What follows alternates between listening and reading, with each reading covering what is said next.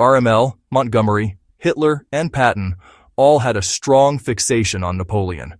Even more than 200 years after the end of the Napoleonic Wars, modern military leaders still study his campaigns in detail. So, what made him so legendary that he continues to be studied in military memes to this very day? In this video, we'll look at 3 phenomenal tactical maneuvers by Napoleon that demonstrates why his tactical mastermind still shapes modern military strategy. There are certainly many battles I could have begun with, but I chose the Monteneath campaign as the first in the series because it was in Mont where Napoleon first proved himself as a general who should be exceptionally feared and respected. To give a brief background to the campaign, after Napoleon violently put down the Royalist uprising in Paris in 1795, he was promoted to a general in the War of the First Coalition, and was now given the command of the French army in Italy. The French army in Italy numbered approximately 38,000 men, and his opponents there consisted of 2 separate armies, the Piedmont and the Austrians. The Piedmont had around 25,000 men, and the Austrian army at around 30,000. The Piedmont was located around SA, with fortifications in front of Malissimo, and the Austrians near Aqua, with fortifications in front of Monco and Genoa. While Napoleon had centered his army around Savona separately, Napoleon outnumbered both of them. But if they were allowed to link up, he would be vastly outnumbered, which he desperately needed to prevent. Napoleon had to come up with a strategy that relied on deception and quick maneuver to keep the 2 armies separate and in the dark. He knew that the Austrians counted on the French advance towards Genoa, and Napoleon ordered fake attacks in that direction, drawing the Allied attention eastward. Meanwhile, however, he massed the bulk of his forces to the west. He knew that by taking over the mountain pass around the Allied armies would not be able to support each other. And on the 11th of April 1796, he struck against the Austrian forces in the Battle of Monteneath. Victorious and with the garrison routed, he rapidly continued the advance in 2 main assaults and took Malissimo by the 14th and by the 15th of April. And by now, it was clear to everyone that Napoleon's goal was not to take over Genoa, but to split the Allied armies in 2 and take them on one by one. By the 16th of April, the Austrians had regrouped at Aqua, but because they were now completely oppositioned by Napoleon, they would soon decide to retreat to Alessandria and no longer offer any support to the Piedmont. The Piedmont, on the other hand, tried to prepare a hasty defense across the Gallia River. But Napoleon wouldn't give them any time to form a proper stronghold, and before the Piedmont could even cross the river, Napoleon's army had caught up with them on all sides. The flank by Napoleon was so swift and decisive that even the highly competent and respected Piedmont's General Toy-Singh was caught completely off guard and killed in the chaos. And by the 21st of April, the Piedmont's army was effectively destroyed. This sequence of operations, dividing his enemies, striking rapidly and decisively, and using deception to mask his true intentions, became the hallmarks of Napoleon's art of war. And the successful Monteneath campaign earned him enormous respect from both his troops and his enemies. Roughly 10 years later, in the autumn of 1805, Europe was once again finding itself at war, and Napoleon was stronger than ever before. The Third Coalition, an alliance between Austria, Russia, and Britain, had just been formed. They had but one goal in mind: to topple Napoleon's newly declared empire. Austria, eager to strike before the Russian reinforcements arrived, advanced its army under General Karl Mack into Bavaria, hoping to threaten France's allies and disrupt Napoleon's strategic position. But Napoleon was aware of the coalition's plans and quickly gathered the Grand Army, his best trained and most cohesive force at Bologna. Initially assembled for an invasion of England, the Grand Army now pivoted eastward towards Ulm with remarkable agility. Mack believed that he had time to fortify his position in Ulm and await Russian support from the east. But what he failed to anticipate was the raw speed and the remarkable coordination of the French forces. And rather than attacking directly from the west, Napoleon executed a massive right-wheel maneuver, swinging his armies north and east of Mack's position, effectively surrounding the Austrian army without battle. And before Mack could even process the danger that he was in, the French forces started to cross the Danube behind him. But the crossings would take days, and Napoleon had to find a way to keep the Austrians occupied to conceal it.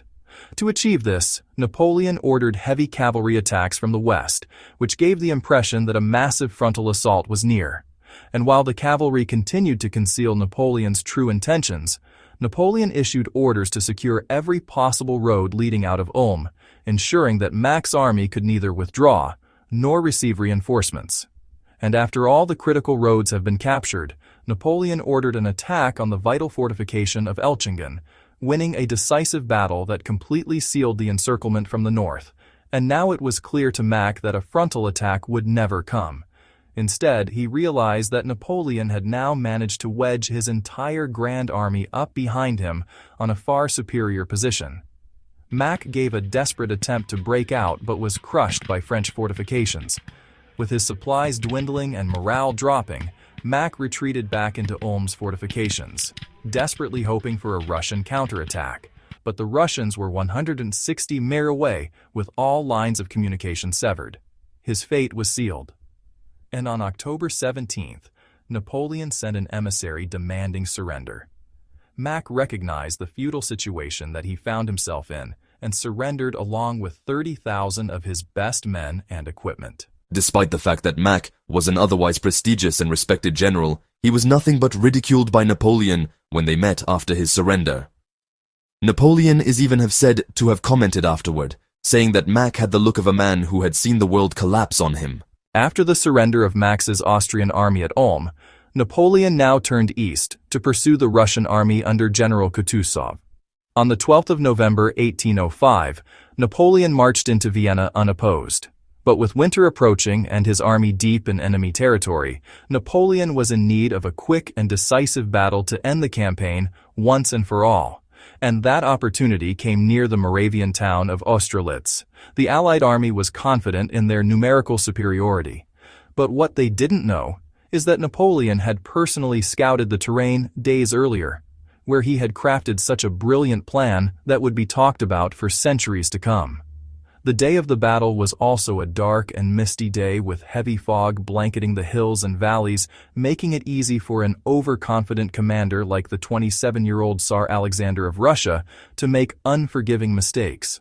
Napoleon's right flank and the Marshal Dvu was left undermanned, and he even abandoned the strategically important Pratzen Heights in the center of the battlefield, effectively inviting the Allies to occupy them. But this was of course a part of his devious plan.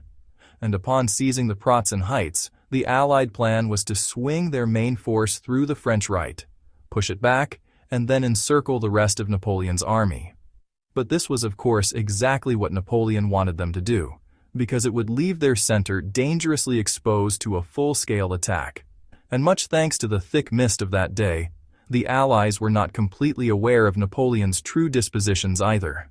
However, they began their full attack anyway at around 7 a.m., with Austrians and Russians advancing towards the French right. But the experienced French troops fortified at Hellnitz and Sokolnitz held out stubbornly. And things got even more complicated for the Allies when the Vaux's Third Corps arrived to reinforce them and ultimately halt what the Allies thought would be an easy breakthrough.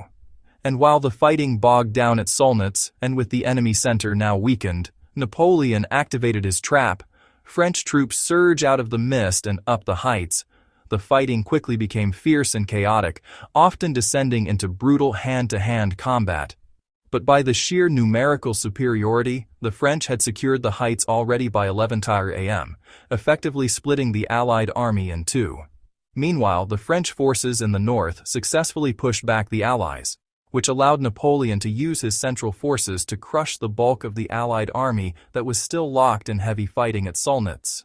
Now trapped between the French divisions and a series of frozen lakes, many Allied troops gave a desperate attempt to flee across the ice, but French artillery from the Pratzen Heights opened fire. And according to Napoleon's bulletins, the ice shattered and thousands drowned, which was likely exaggerated for propaganda effects, but very symbolic of the crushing nature of the defeat nonetheless. After the battle, the Austrians quickly sued for peace, signing the Treaty of Pressburg. Russia, on the other hand, withdrew from the conflict entirely, and the Third Coalition collapsed. Napoleon was now regarded as the most feared and respected general in modern military history. Thank you for watching. What is your favorite tactical move by Napoleon? And which commander should I cover next? And if you enjoy the content, why not subscribe? See you again soon.